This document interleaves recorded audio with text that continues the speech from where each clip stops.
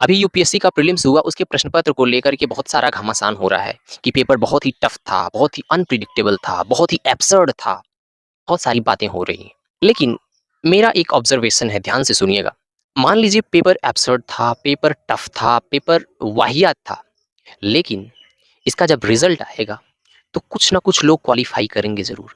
मतलब कि paper tough था तो उसका इफ़ेक्ट कट ऑफ पे पड़ेगा, उसका प्रभाव कट ऑफ पे पड़ेगा। जो कट ऑफ 45 एंड 50 जाता था, वो कट ऑफ हो सकता है 40 पे आकर के सिमट जाए। क्वालिफाई करने वाले क्वालिफाई करेंगे।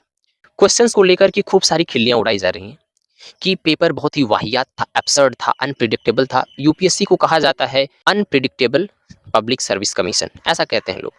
तो अनप्रिडिक्टेबल तो वो है, उसने जो क्वेश्चंस पूछे उसमें 10-15 क्वेश्चन के आस मतलब लगभग 13-14 क्वेश्चन ऐसे थे जो निहायत ही वाहियात थे। लेकिन और बाकी क्वेश्चंस, अगर आपके पास सिलेबस का अंडरस्टैंडिंग है, आपके पास ठीक-ठाक कॉमन सेंस है, तो आप एलिमिनेट करके 50 प्लस क्वेश्चंस आप कर सकते हैं। उन 15 क्वेश्चंस के लिए इतना घमासान हो रहा है, और जबकि लाना कितना है आपको? आपको लाना है सिर्फ 50।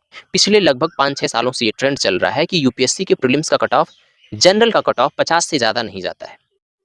तो 50 क्वेश्चंस करने हैं और 15 क्वेश्चंस के लिए आप इतना घमासान मचाए हुए हैं ना, यूपीएससी को जाने क्या-क्या कह रहे हैं।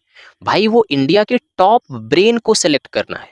उसमें सेलेक्ट हुए लोग देश का भाग्य बनाते हैं। तो वो ऐसे इडियट लोगों को तो नहीं सेलेक्ट करेगा, जिनके पास कॉमन सेंस है, जिनके पास इस बात की अंडरस्टैंडिंग है कि हमको 15 क्वेश्चन और 20 क्वेश्चन के ऊपर लड़ाई नहीं करना है, हमको 50 क्वेश्चन सही करके हमको कट ऑफ पार करना है। बहुत सारे लोगों ने किया होगा, अभी रिजल्ट आएगा ना, मैं दावे के साथ कह सकता हूँ, बहुत सारे लोग 50 प्लस क्वेश्चन सही करेंगे और सेलेक्ट भी होंगे।